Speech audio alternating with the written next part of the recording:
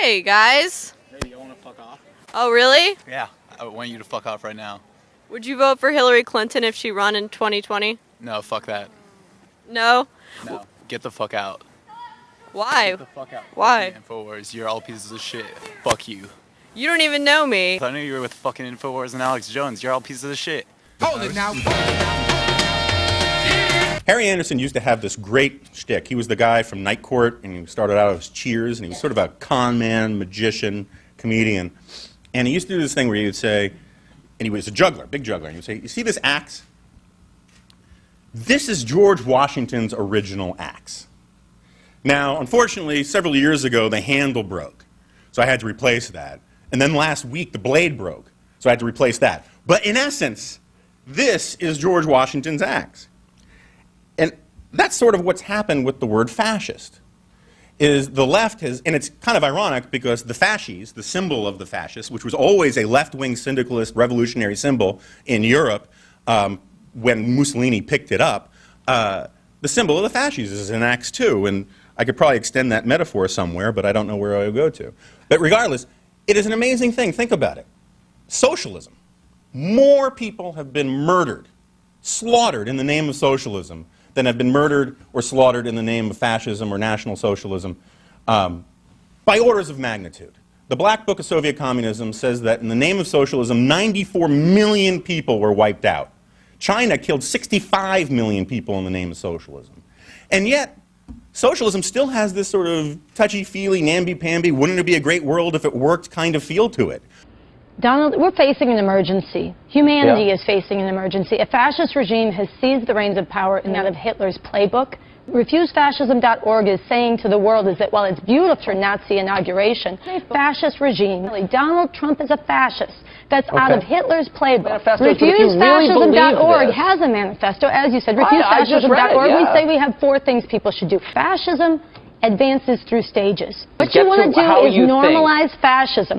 Why don't we have a conversation with this guy? No platform for fascism.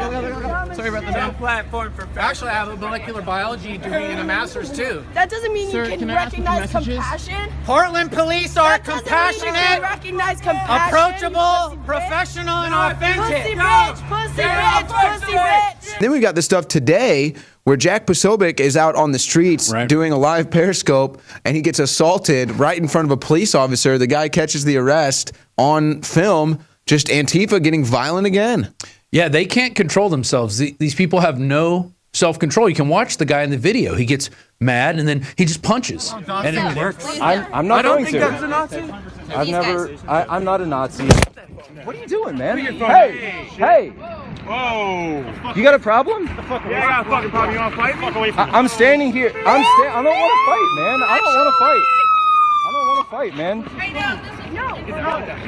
He attacked. This is self-defense. Whoa, This is not, no. Self-defense. I was guys. guys. We have the entire. We have the whole I have the thing whole thing on camera. We're gonna check out the That's why his bike's calm down. Listen to them lying. Listen to them all lying. He got I'll be arrested. Yo, I'm racing. Put your hands behind your back. Let's say fascism has more in common with the left than the right.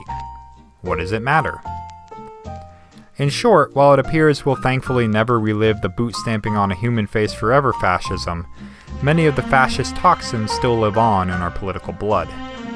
And fascism may return in a different, more motherly, nannying form. In short, a kind of liberal fascism. And if we don't learn our true history, then we're doomed to repeat it. Are these people going to get off our streets? We don't have a speech. You need to go, boy. Hey, save your shit, guys. Be nice. Come here now. off our streets. Get the off our streets. You, sir. Please. I'm just here to protest. Please. Stand down.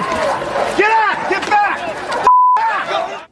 Flarka helped organize the Berkeley protests, and she says activists ought to copy its tactics for other speakers and events around the country. Yvette Flarka is with us now. Yvette, thanks a lot for joining us. So you did a bunch of interviews after, and you were asked about this, and you were, to your credit, I think, very straightforward about it and unapologetic, and you said, yeah, this guy was a fascist, Milo's a fascist, and we shut him down. You didn't pretend otherwise. We shut him down, and that's what you do with fascists. I think I'm characterizing what you said correctly.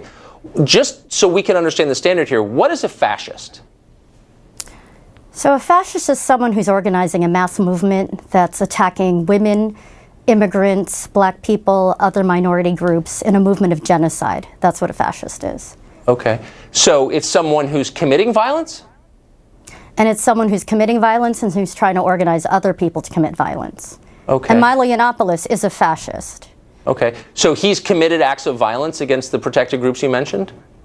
Well, what he's doing is he's trying to be the youth face and the token that other people who are organizing violence try to hide behind.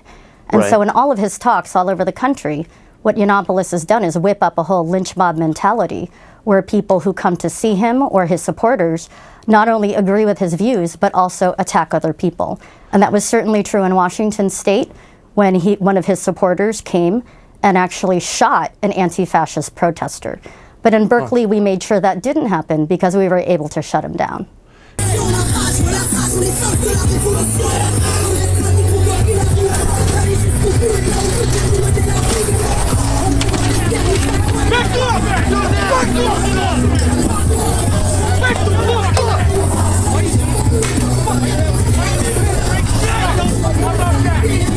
I mean, people are totally inspired by you. We're pushing back the Antifa and the liberals and the nut bars and the commies and the Marxists. And I find it interesting that, you know, on the surface, you see these grassroots anarchists with their signs trying to stand up for the working man and the proletariat. And then you see these evil, racist Nazi patriots with their American flag on the president's side. But then you peel back a layer of the onion and you go, these guys showed up with $40, the ones with the American flags, and these kids, the anarchists, are being funded to the tune of $13 billion by George Soros. And you realize things are not as they seem. In fact, they're the opposite of what they seem.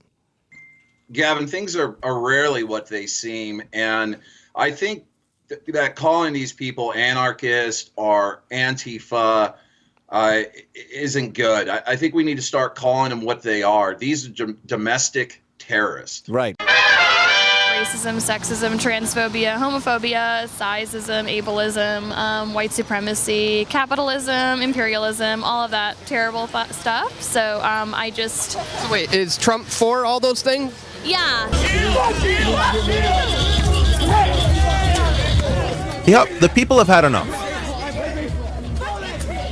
You litter all over our city. You refuse to pick up our shit when we tell you when they tell you to.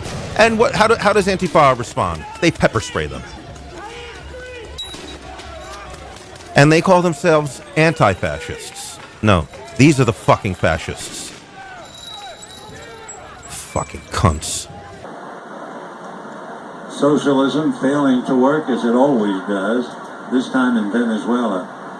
You talk about giving everybody something free and all of a sudden there's no food to eat. And who do you think is the richest person in Venezuela? The daughter of Hugo Chavez. Hello. Anyway, 0-2.